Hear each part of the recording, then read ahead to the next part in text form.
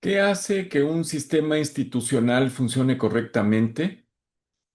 El filósofo alemán Jürgen Habermas escribió lo siguiente: el que comunica debe elegir una forma de expresión comprensible para que el que comunica y el que escucha puedan entenderse entre sí. Para entendernos de forma exitosa, debemos realizar actos, ya sean verbales o no verbales, que nuestro interlocutor puede interpretar con cierta facilidad y sin equivocaciones. Hay muchos factores que hacen que un sistema institucional funcione correctamente, pero uno de los más esenciales son las relaciones. Una orquesta sinfónica es un buen símil para explicar por qué las relaciones son sustanciales para que un sistema funcione correctamente. Un sistema sinfónico, es decir, una orquesta sinfónica, está formada por secciones coordinadas por un solo músico, que es el concertino, que también forma parte de la sección de violines, como veremos a continuación. Así como una empresa puede tener un departamento de ventas, de ingeniería, de diseño, de producción, de recursos humanos, de finanzas, una orquesta sinfónica también está formada por secciones de músicos. El concertino tiene la misión principal de coordinar a los músicos previo y durante los ensayos y asegurar que la afinación de todos los instrumentos sea la adecuada.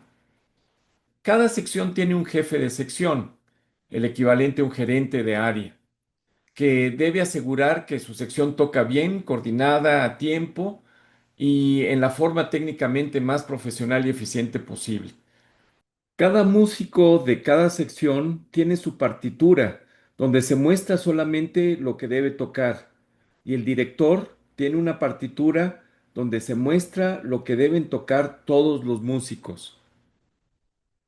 La magia consiste en coordinar a 100 músicos de la orquesta para crear algo realmente emocionante. ¿Pero lo pueden lograr por sí solos? Absolutamente no. Esa es la responsabilidad del director de orquesta. El director debe saber muy bien cómo se deben tocar cada uno de los instrumentos, aunque el director no sepa tocarlos todos, pero debe demostrar que sabe más sobre la pieza que se interpretará que cualquiera de los músicos de la orquesta. Para el director, saber su oficio es lo más importante.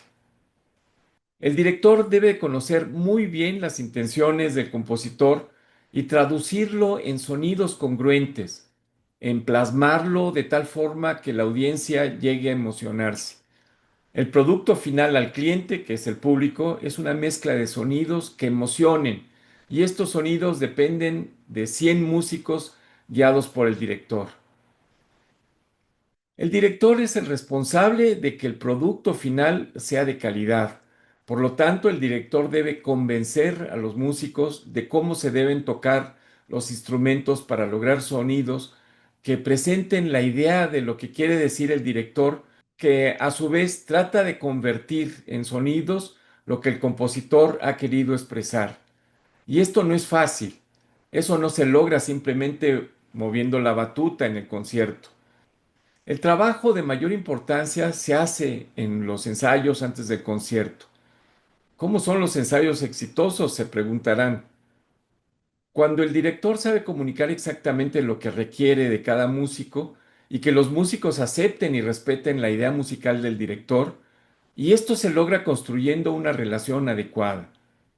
Veamos un ejemplo del gran director Leonard Bernstein.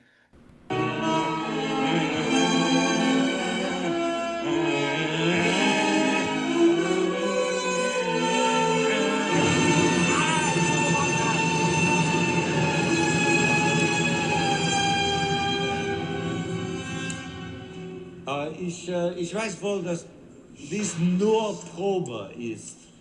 Aber was probieren wir? Die Noten können Sie spielen, das weiß ich. Es ist Mahler, das fehlt. Diese klagende, jedes Tremolo soll Maximum sein. In einer Höhepunkt wie 18 hier. Man kann nicht so spielen. Mahler, es geht nicht. Es ist kein Mahler. Warum probiert man? Es ist nur die Idee zu haben, aber 17.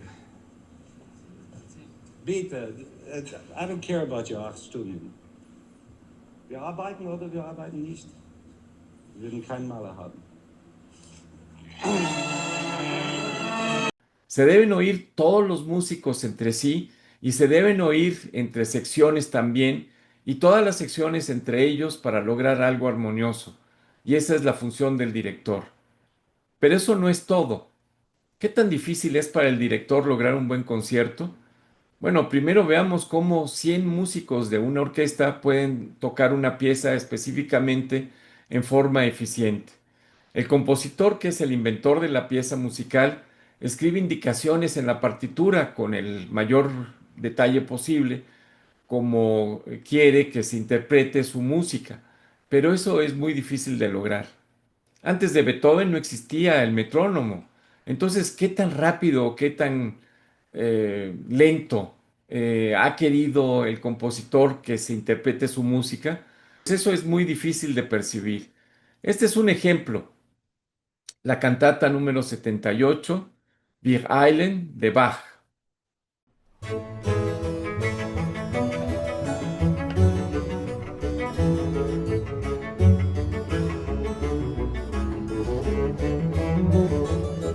Wir eilen, schwachen doch emsigen Schritten, o Jesu, Meister, zu helfen zu dir, o Jesu, Meister, Meister, eilen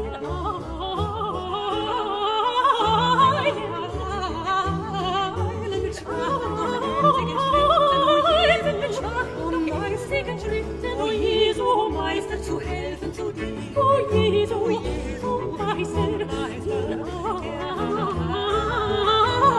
eilen mit schwachen, doch emsigen Schritten, o Jesu, Meister, zu helfen zu dir, zu dir. Wir eilen mit schwachen, doch emsigen Schritten, o Jesu, Meister, zu helfen zu dir, zu dir.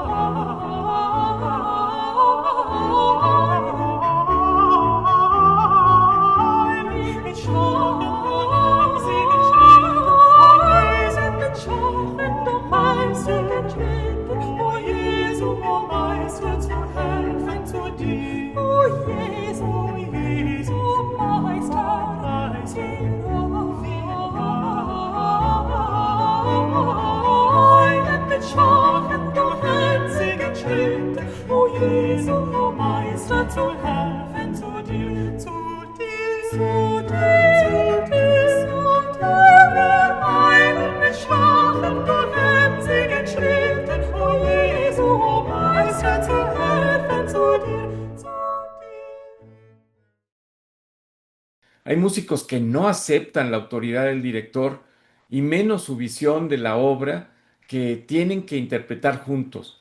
Adicionalmente, muchos músicos ponen en duda las habilidades de comunicar del director, la experiencia y lo que sabe. To know exactly what he's doing from the point of view of the composer, first of all, and to be in complete command of the forces he has in front of him. He has to convince the men and women who are playing in the orchestra that if there are 6, 7, 8, or 80, 90, or 150, he knows more than all of them put together. En música, al igual que en una empresa, el liderazgo del director es esencial. El director es quien debe imponer su visión de cómo interpretar una pieza sobre el resto de los músicos. Y cada director tiene un concepto que puede ser diferente interpretando cada una de las piezas. Hay veces que directores exigen una interpretación demasiado rápida, causando incomodidades y protestas de los intérpretes.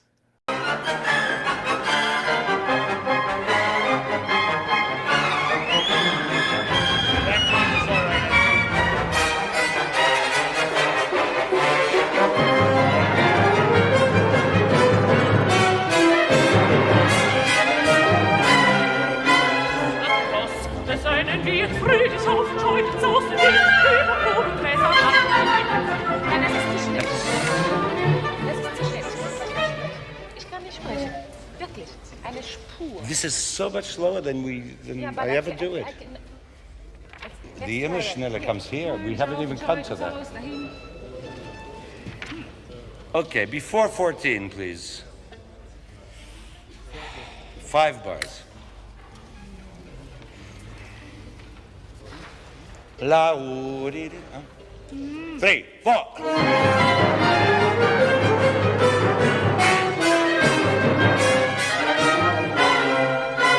Das Schloss des einen wird fröhlich aufgescheut, so sind wir über Probengräser die Hufe sind zerstampfen, jeden Sturm die hingesuchten Nüstern, Heimat an im Taumel seine Mäden danken.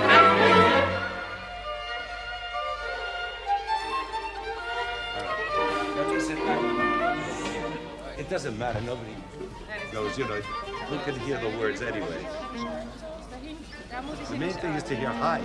Do an octave higher. High! This is always impossible. Nobody can be heard in this. 5 before 14. Yeah, the same place.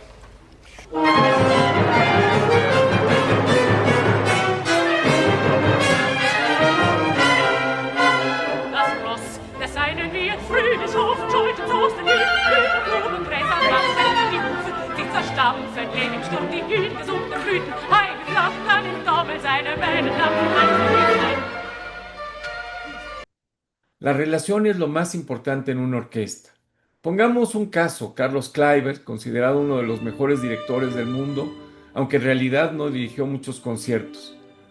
En cada contrato que firmaba Carlos Kleiber, ponía como una condición que el número y duración de cada ensayo era solo la responsabilidad de Kleiber. Así pudieran ser ensayos de unas pocas horas o demasiadas horas, fuera totalmente de lo común y de lo aceptable profesionalmente.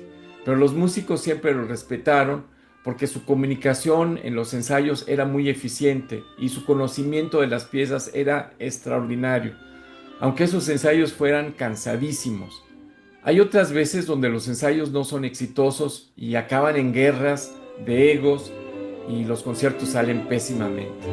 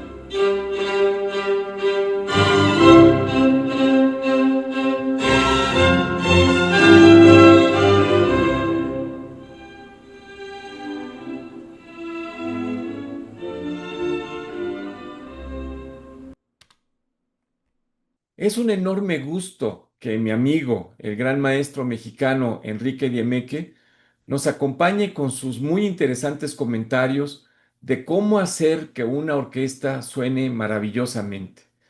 El maestro Diemeque fue nombrado en 2017 director general artístico y de producción del famosísimo Teatro Colón de Argentina, y director de la Filarmónica de Buenos Aires, en Argentina, por más de 12 años, donde ha dado conciertos ante más de 160,000 asistentes y ya cumplió más de 30 años como director titular de la Orquesta Sinfónica de Flint, Michigan, en Estados Unidos. Durante 17 años también fue el director titular de la Orquesta Sinfónica Nacional de México. Enrique Diemeque es sin duda el director de orquesta mexicano más famoso del mundo. ¿Qué crees tú que sea la base para que un concierto salga maravilloso? La base es tener el estudio. Primeramente, el director de orquesta tiene que saber lo que quiere, tiene que tenerlo asimilado. Segundo, poder trabajar con la orquesta y ver dónde está el potencial de la orquesta para que aquello resulte.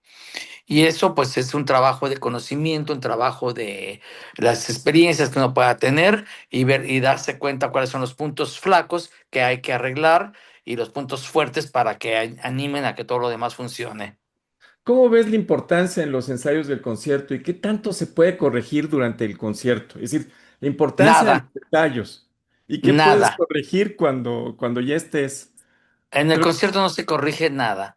Los Ajá. conciertos los músicos tienen que ya ir preparados, el director tiene que dejarlos asentados muy bien como para que en el concierto fluyan las cosas. Hay que tener la conciencia de que cualquier cosa puede suceder en un concierto. Puede haber equivocaciones. ¿Por qué? Por entusiasmo, puede haber equivocaciones por los instrumentos a veces pueden sufrir algún percance, ya sea las cañas de los clarinetes y de los fagotes y oboes, los cornos, que siempre que si el agua se metió demasiado, vamos a decir, la respiración, la condensación está interviniendo, nos puede salir una pifia, que le llamamos nosotros, en las trompetas, que por lo regular tienen también con los agudos que tener mucho cuidado con saberlos tocar. Los trombones tocan muy fuerte muchas veces, se pueden animar y tocar demasiado fuerte. La percusión, si no está atenta, puede tener esas cosas, pero cuando tú tienes buenos ensayos y los músicos y tú saben cómo manejarse, confiar tanto uno como el otro, los resultados pueden ser muy óptimos. Las orquestas muy profesionales, muy grandes, muy de mucha experiencia, muchas veces en los conciertos no dan todo. Se están cuidando, porque saben que si arriesgan y tocan mal, no lo recupera nadie. Entonces, muchas veces yo me acuerdo dirigir orquestas que son muy, muy buenas, muy expertas, y que yo pido a veces más en el concierto y tú los ves que no te dan más. ¿Por qué? Y luego hablas con ellos, ¿qué pasó? Dice, no, es que no me sentí muy bien y sabía que si me entregaba mucho, la regaba y después iba a ser peor. Entonces, para mí, a veces yo considero que cuando un músico no se entrega y comete un error, es horrible. Prefiero que se entregue y que cometa el error. O sea, tú le das ¿Ah? más importancia en sí a los ensayos que al concierto en sí, porque no tienes tanto control sobre el concierto, pero sí sobre los ensayos. ¿Estoy correcto? Así es, los ensayos son para eso, para entrenar a la agrupación a poder vencer todas esas cosas que pueden suceder en un concierto, porque el concierto es vivo, las Claro. cosas están en vivo. Puede haber el público que está muy entusiasmado, puede estar lleno el teatro, puede estar vacío, puede haber, nada más llegó tu mamá, y tú tienes que dar todo. No puedes decir, ay, como no se llenó, no voy a tocar. No, uno al contrario tiene que saber esas cosas. Entonces uno entrena a la orquesta y a uno mismo se entrena también a poder sacar adelante las cosas. ¿Y cómo motivas a los músicos durante los ensayos? ¿Cómo los motivas? ¿Cómo te relacionas con ellos para sacar lo más que puedan ellos y además que sigan las ideas que tú tienes en cómo se debe interpretar una obra? ¿Cómo los motivas? Hay una motivación muy importante, que funciona en casi todos los casos. Puedo decir que puede haber dudas, pero en casi todos los casos funciona, que es que todos estamos ahí por la música. La música es lo que debe de imperar, es lo que debe darnos la pauta para que nosotros podamos interpretar. Si piden forte, damos el forte. Si pide piano, damos el piano, el pianísimo. Pero siempre hay que pensar que el compositor es el que dicta las necesidades. Uno ajusta por balances o lo que sea, que menos fuerte para acá, más fuerte por allá, un poquito más bajo, pero la música tiene que ser la que reine, tiene que ser la que dicte. El Ajá. amor y la pasión por la música es lo primero. No es ni el director, no es ni los instrumentistas, ni en la sala, como se les decía yo en Teatro Colón. No es la sala lo que vale somos nosotros, cómo aprovechamos las virtudes de la sala, que la Ajá. sala nos permita. Lo que nos permite la sala de expresar mejor, con mayor libertad, que nuestro instrumento suena mejor, eso es lo que tenemos que disfrutar. Pero, y de igual manera, podemos estar en una sala que la acústica no es muy buena, y tenemos que aprovechar las virtudes de esa sala. Si está muy seco, si está muy brillante, si está con mucha resonancia, entonces se busca hacer ataques más precisos, forma más clara de hacer y de evitar que los instrumentos que proyectan mucho, sobrepasen a toda la orquesta. Entonces son las cosas que un director puede hacer, inclusive en un concierto, eso sí, en un balance, porque a veces cambia si hay público. Si se llena aquello y si es un salón muy grande, este, l- lo que El sonido se ensayaste en la absorbe. mañana ya Ujú. cambió. Y por eso esa es la experiencia que tiene que tener el director, que poder distinguir cuándo puede pedir más o pedir menos a ciertas personas. Había dichos que uno aprende de los directores del pasado, que decía uno, a los metales no hay que ni siquiera voltearlos a ver, porque esos van a tocar más fuerte. Oye, ¿y cómo Clemens se llamaba Klaus Clemens. Klaus Clemens? Desde luego, no sabía que había muerto en México, pero gracias por Sí. este dato.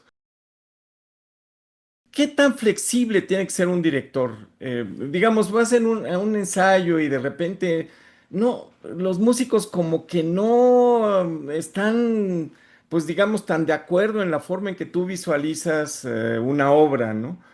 Y ¿cómo puedes tú guiarlos? ¿Qué tan flexible puede ser?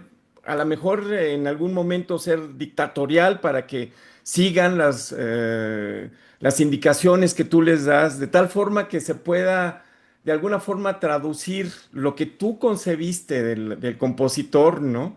Para que ellos interpreten de esa forma, como tú los estás guiando. Algunas veces tienes que ser dictatorial, supongo, y algunas veces tienes que ser muy comprensivo y muy caritativo con ellos, en fin. ¿Cómo es tu forma de conducirte en cuanto a actitud, en cuanto a comentarios con los músicos que tú diriges, sobre todo en los ensayos? No, sobre todo los ensayos es la parte importante. Ya en el concierto es too late. Si además, si cometen un error, como digo, o no hicieron lo que tú quisiste, pues los puedes mirar un poquito medio feo y para que se den cuenta que te diste cuenta. Ajá. Pero no es el que, bueno, párate acá y te vas de la sala. No, como voy a sonar un poco redundante en el aspecto, pero está en la música, es el compositor, no soy yo. Yo solamente represento la palabra del autor. Yo hago las cosas que tengo que hacer por cuestiones de balance, no por cuestiones de que a quién me cae mejor y que a quién prefiero, sino a quién es el que tiene que brillar y no opacar a nosotros. Entonces, el estudio de la partitura es eso, estudiar la partitura para comprender esas cosas que pueden suceder a la hora de los ensayos y a la hora de un concierto. Ujú. Los fraseos, los tiempos y todo eso, a veces sí es, vamos a decir, un sentimiento de la persona. Somos seres humanos, no somos robots.